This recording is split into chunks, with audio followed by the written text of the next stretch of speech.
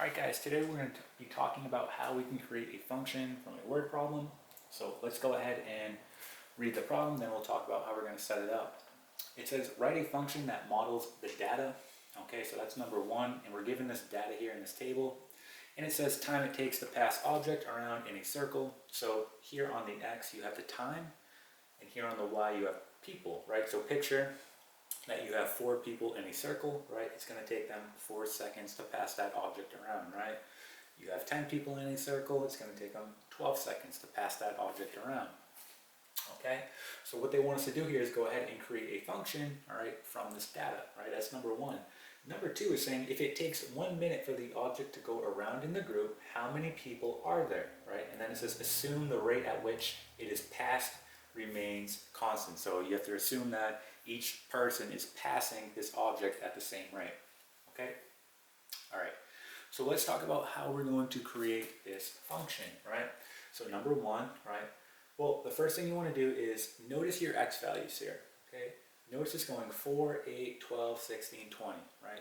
Well, those are all evenly spaced, right? They're increasing by 4, right? This is increasing by 4, this is increasing by 4, increasing by 4, increasing by 4, right? So they're all evenly spaced. And when we have evenly spaced x values, we can perform something called a first or second difference. Okay, and what we're trying to do is essentially we're looking, okay, at the change in the y values, and we're looking for a constant. Okay, so if we get a change in the y values that are constant, that will tell us what type of function we are dealing with. All right, so for example, if you do the first difference between the y values and you get a change that is constant, that tells you that you're dealing with a linear function. Okay, let's say you didn't get a change that was constant when you did the first difference. You would then perform a second difference between those values that you obtained. And if that is constant, that tells you that you're dealing with a quadratic. Okay, so we haven't really talked about this, but we're just introducing it now. So let's get into this so you have more of an idea of what's going on. So the first thing we want to do is, okay, we have evenly spaced x values. That means we can perform a first or second difference, right? That's important. You need to have evenly spaced x values. All right, so we're going to perform a first difference here. So we're going to write first. Okay, so this is for the first difference. So what we're going to do is see the change in the y. So in order to do that, we're just simply going to do, right, 7 minus 4, right? And that will be 3, right? Then we'll do 10 minus 7. That will be 3. And then we'll do 13 minus 10.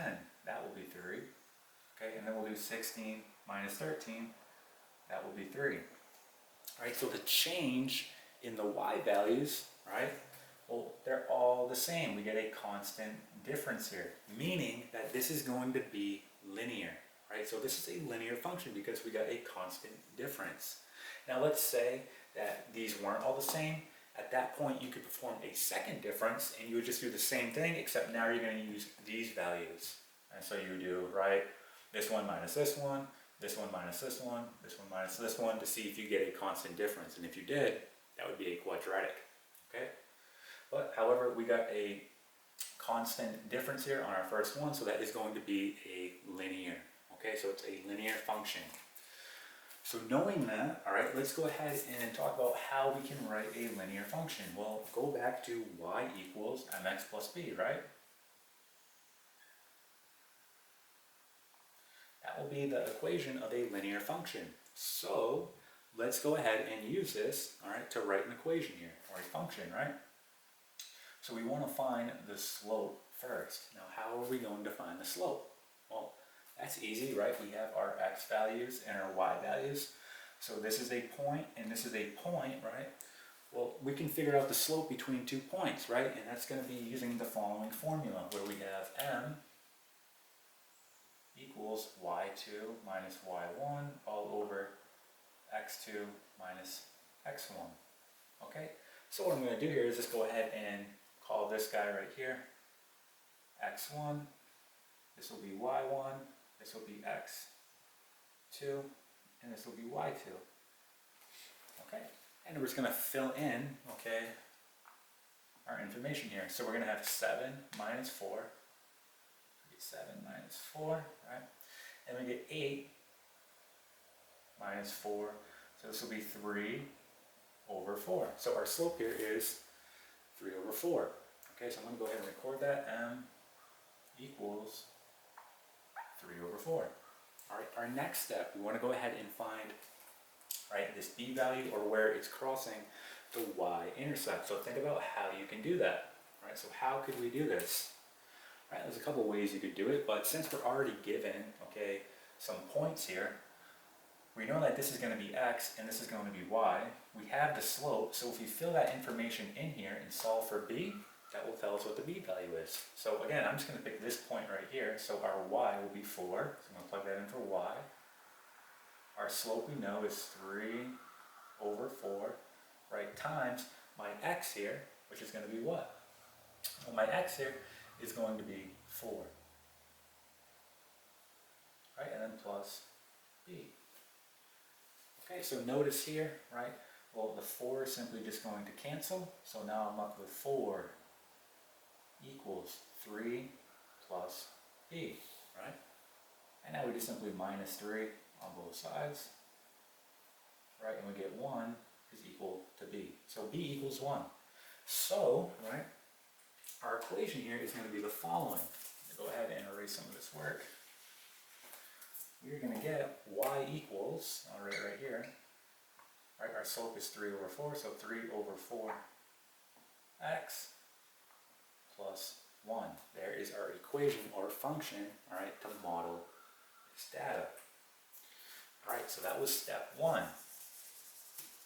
Okay, now let's talk about how we could write this in the correct form as a function, right? So if we're talking about people here and we're talking about time, I could rewrite this as p of t, right, equal to 3 over 4 t, right, plus 1, where time is going to be my input, right, and people, right, will be my output. So we can also write it like that. So let's go ahead and do number 2. So number 2 says if it takes 1 minute, all right, for an object to go around in the group, how many people are there? So all we have to do here is plug our time in and it will tell us how many people, right? Well, be careful here because our time is in seconds, right? So this is being based off seconds here. So if we have a minute, we know that's going to be 60 seconds. So make sure you plug a 60 in. So what we can say here is p of 60, right, equals 3 over 4. Now we're going to put in our input, right, which is 60 plus 1. All right, so let's go ahead and just put this guy in our calculator and figure out what we get. All right, so we're going to do 60 here. We do 60 times 3, right, and then divided by 4 plus 1, and we get the following. P of 60 is going to equal, and we get 46 here. Right, so this will be our final answer, right? So when the time is 60 seconds or a minute, it's going to be 46 people. Okay, and that is it.